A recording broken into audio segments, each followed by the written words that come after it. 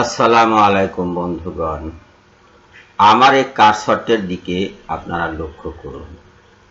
ভিডিওটি বুঝতে সুবিধা হবে। সুনান ও ইবনে মাজা প্রথম খণ্ড এর প্রথম হাদিসটি রাসূলুল্লাহ সাল্লাল্লাহু আলাইহি সাল্লামের সুন্নাতের অনুসরণের অন্তর্ভুক্ত প্রথম হাদিস, 1 নম্বর হাদিস। রাসূলুল্লাহ সাল্লাল্লাহু আলাইহি সাল্লাম বলেছেন, যে বিষয়ে আমি তোমাদের নির্দেশ দিয়েছি তা তোমরা গ্রহণ করো, আর যে বিষয়ে আমি তোমাদের নিষেধ করেছি সে থেকে তোমরা বিরত থাকো। এই যে হাদিস, এই হাদিস এর উৎস কোথায়? উৎস আল কোরআন। সূরা আল আরাফের 157 নম্বর আয়াতটি যদি আপনারা দেখেন, এই যে 157 নম্বর আয়াত, এখানে দেখুন যে নিরক্ষর রাসূল নবী তিনি মানুষকে কি করেন? সৎ কাজের নির্দেশ দেন এবং অসৎ বা অন্যায় কাজ করতে নিষেধ করেন।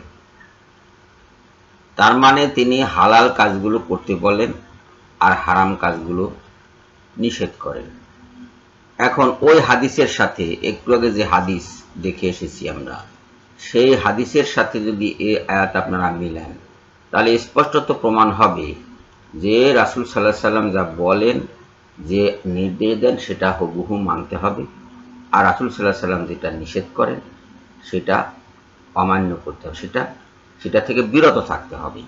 কেননা তিনি অন্যায় কাজে নিষেধ করেন আর সৎ কাজের নির্দেশ দেন। এটা আল্লাহ কর্তৃক স্বীকৃত, এটা আল্লাহর আয়াত। আর কি তিনি মানুষের জন্য পবিত্র বস্তুসমূহ বৈধ করে দেন এবং অপবিত্র ও খারাপ বস্তুকে তাদের প্রতি অবৈধ করেন, তাদের জন্য হারাম করেন। তাহলে এই যে আয়াত, এই আয়াতের সাথে ওই হাদিস হুবহু মিলে যাচ্ছে। রাসূল সাল্লাল্লাহু আলাইহি সাল্লাম যে আদেশ দেন, সে আদেশ মানুষকে মানতে হবে। যে নিষেধ করেন সেই বিষয় থেকে তাদেরকে বিরত থাকতে হবে। হালাল বস্তু তাদের গ্রহণ করতে হবে, হারাম বস্তু থেকে তাদের বিরত থাকতে হবে। এই হলো কোরআন এবং হাদিসের ভাষ্য। এখন আপনারা বলুন যে এই হাদিস কি মানব রচিত হতে পারে? পারে না। এই হাদিসের মাঝে কোনো কিছু মিথ্যা নেই। রাসূল সাল্লাল্লাহু আলাইহি সাল্লাম যা বলেছেন সেটাই হাদিস। যারা এই হাদিসকে মিথ্যা প্রমাণ করতে চায় তারা বিভ্রান্ত, অথবা মুনাফিক, অথবা কাফির মুশরিকদের দলভুক্ত। এই হাদিস মানব রচিত নয়। এর পরের হাদিসটি আপনারা দেখুন, 2 নম্বর হাদিস। রাসূলুল্লাহ সাল্লাল্লাহু আলাইহি সাল্লাম বলেছেন, যতক্ষণ আমি তোমাদের কাছে কোনো কিছু প্রকাশ করিনি সে বিষয়ে আমাকে প্রশ্ন করো না। কেননা তোমাদের পূর্ববর্তী উম্মতগণ প্রশ্নের কারণে এবং তাদের নবী রাসূলগণের সঙ্গে মতবিরোধের কারণে ধ্বংসপ্রাপ্ত হয়েছে। সুতরাং আমি যখন কোনো বিষয়ে নির্দেশ দিই, তোমরা যথাসাধ্য তা গ্রহণ করো এবং যে বিষয় থেকে আমি তোমাদের নিষেধ করি তা থেকে বিরত থাকো। এই হাদিসের এই যে দ্বিতীয় অংশ, গ্রহণ করা, বিরত থাকা, এটি একটু আগে সূরা আরাফের 157 নম্বর আয়াতে দেখিয়ে এসেছি। আর যে প্রথম অংশ, যা কোনো কিছু যখন প্রকাশ করিনি তখন তোমরা সে বিষয়ে প্রশ্ন করো না, এই যে অংশ, এই অংশ মিলছে কোরআনের কোন আয়াতের সাথে? চলুন আমরা সেটা একটু দেখে নেই। সূরা মাইদা এর 101 এবং 102 নম্বর আয়াতের সাথে ওই হাদিস মিলে যায় যে রাসূল সাল্লাল্লাহু আলাইহি সাল্লাম যা প্রকাশ করেননি সে বিষয়ে যেন কেউ প্রশ্ন না করে। 101, হে মুমিনগণ, তোমরা এমন সব বিষয় জিজ্ঞাসা করো না যে যদি তা তোমাদের নিকট প্রকাশ করে দেওয়া হয় তবে তোমাদের কষ্ট হবে।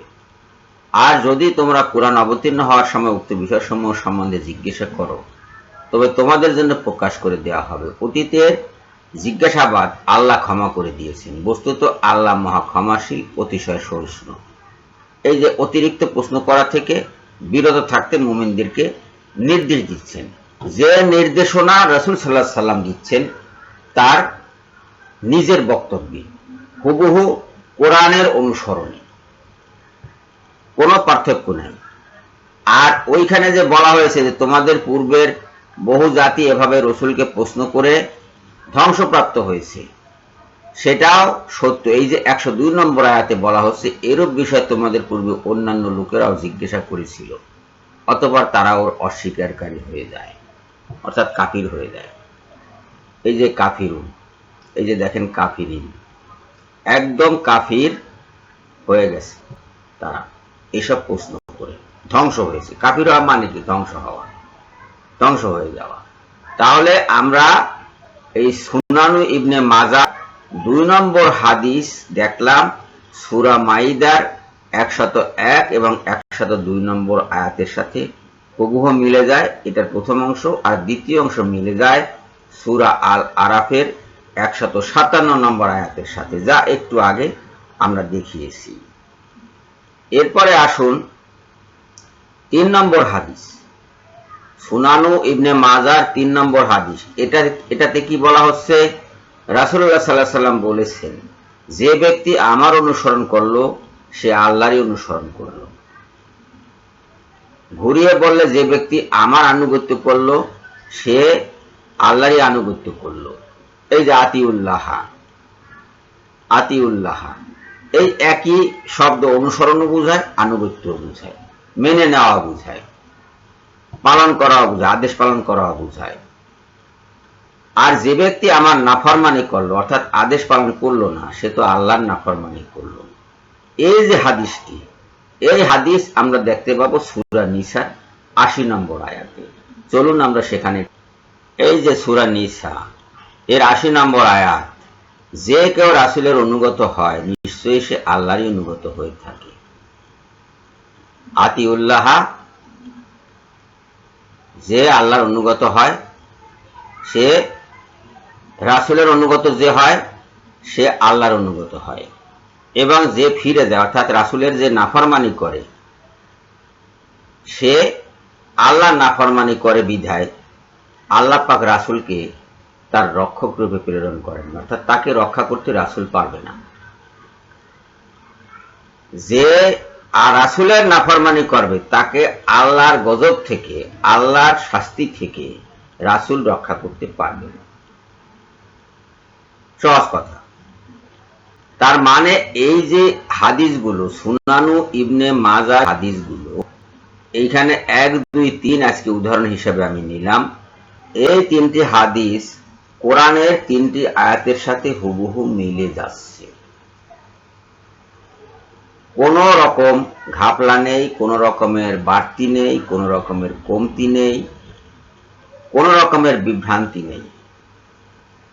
কোরআনেরই অনুরণন ধ্বনিত প্রতিধ্বনিত হচ্ছে এইসব হাদিস।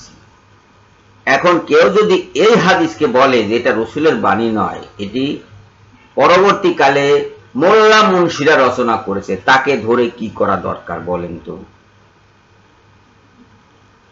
কিন্তু সেটা আমরা করতে পারবো না।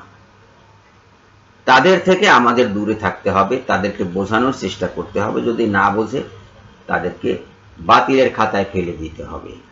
এই হাদিসগুলো মানব রচিত নয়, এগুলো রাসূলের কথিত হাদিস এবং সাহাবীগণ, তাবেঈগণ, তাবেঈগণ এবং পরবর্তী আলেমগণ সঠিকভাবে, সঠিক পদ্ধতিতে তা বর্ণনা করেছেন, লিপিবদ্ধ করেছেন, সংকলন করেছেন এবং মানুষের মাঝে প্রচার করেছেন। আমরা এই হাদিস অনুসরণ করব। আল্লাহ হাফেজ।